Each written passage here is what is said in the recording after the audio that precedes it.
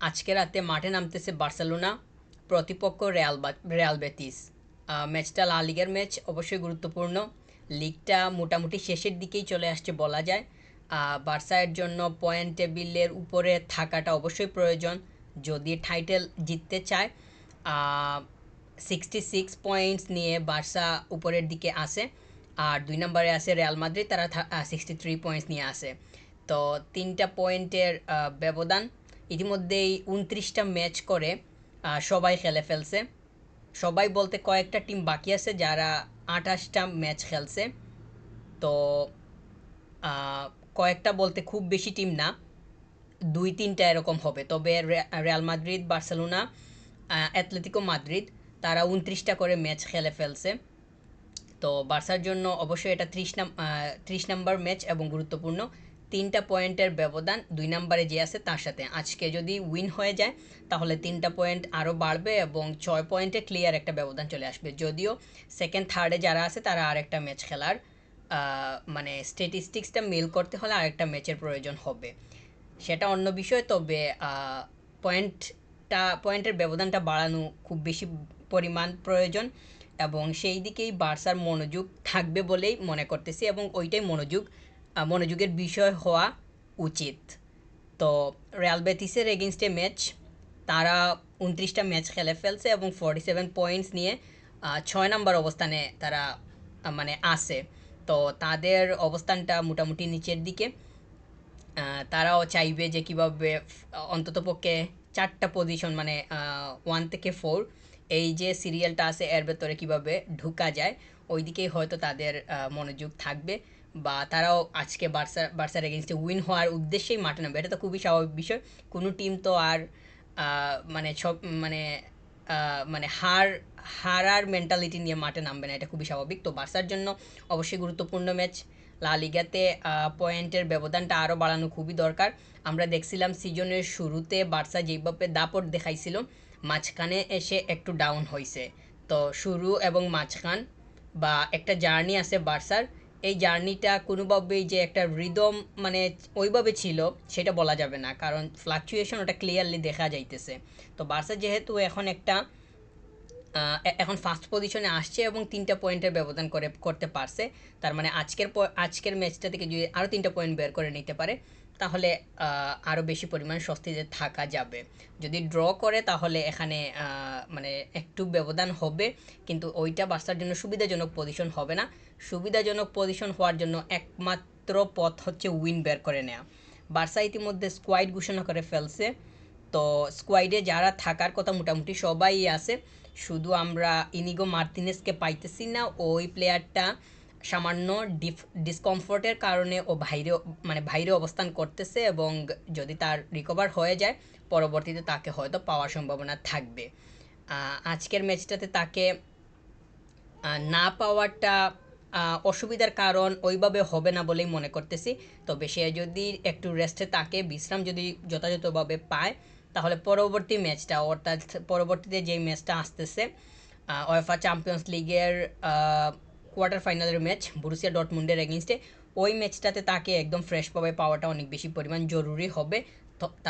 তো আমার কাছে মনে হয় যে আজকের ম্যাচটাতে তাকে স্কোয়াডে ইনক্লুড না করাটা হয়তো পরবর্তী ম্যাচটাকে মাথায় রাখার বিষয়টা আছে। তো সে যদি রিকভার করে ফেলতে পারে তাহলে পরবর্তী ম্যাচটার আগে তাকে স্কোয়াডে পাওয়ার সম্ভাবনা বেড়ে যাবে এবং ওইখানে পাওয়াটা অনেক বেশি পরিমাণ দরকার হবে।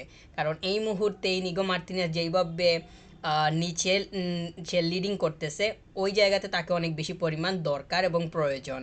তো তার অনুপস্থিতির বিষয়টা কোনোভাবেই বার্সার জন্য আশীর্বাদ হবে না, বরং অমঙ্গলের বিষয় হবে, সেটা ক্লিয়ারলি বোঝা যাইতেছে। তো বরুসিয়া ডর্টমুন্ডের এগেনস্টে তার ইনক্লুশনটা মানে বার্সার যে স্ট্রেংথটা সেইটা আরও বেশি পরিমাণ ইনক্রিজ করবে, সেটা নিঃসন্দেহেই বলা যায়। তো রিয়াল বেতিসের এগেনস্টে আজকে বার্সা কেমন করবে না করবে সেটা তো আসলে ম্যাচের সময় দেখা যাবে।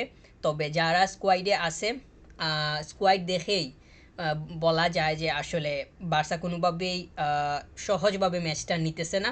কোনো ম্যাচই এই মুহূর্তে সহজভাবে নেওয়ার দরকার নেই, কারণ ওইটার প্রশ্নই আসে না।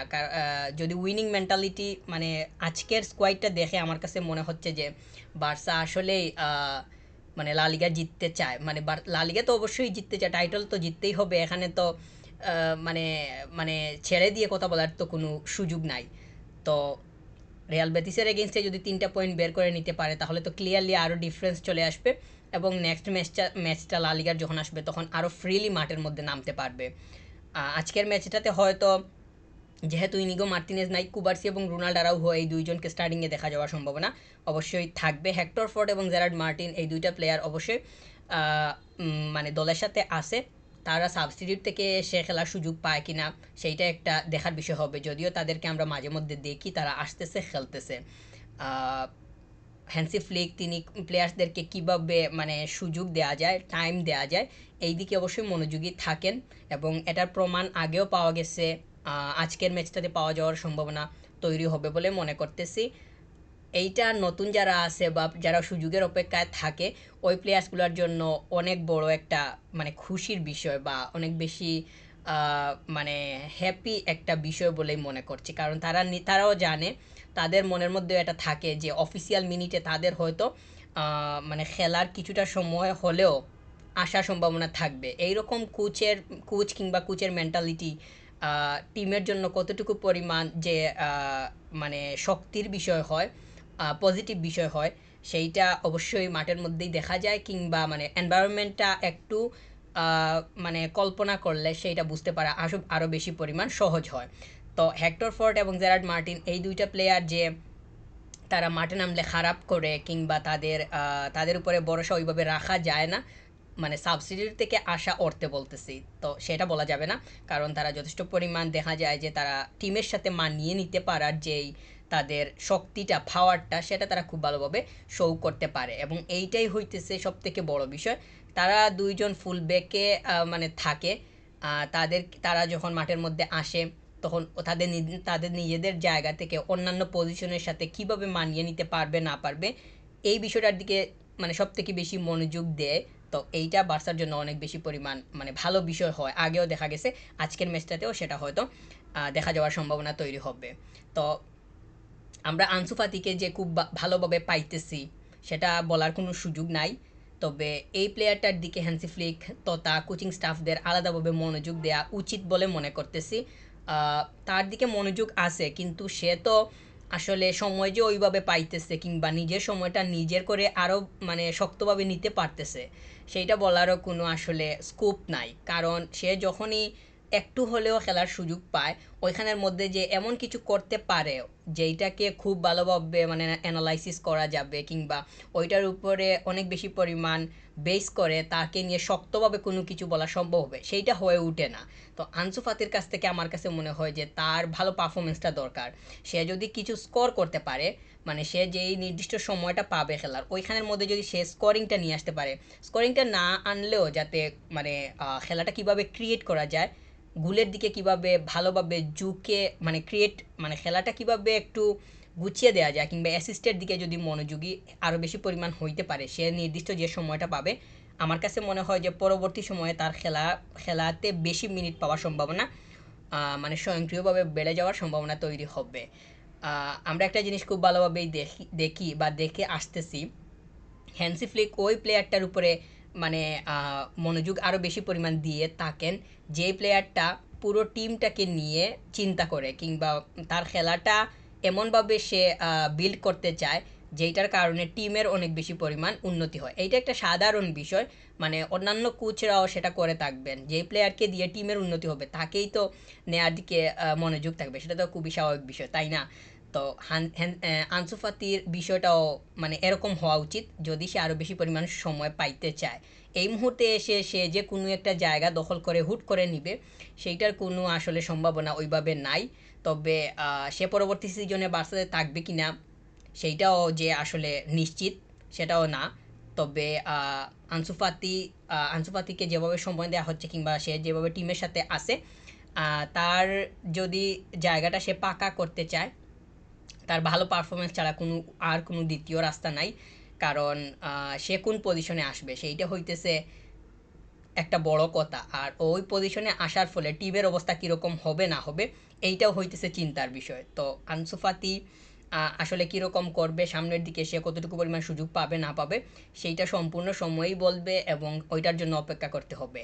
আর সে ট্রেনিংয়ে অনেক বেশি পরিমাণ হার্ডওয়ার্কিং হওয়াটা প্রয়োজন হবে।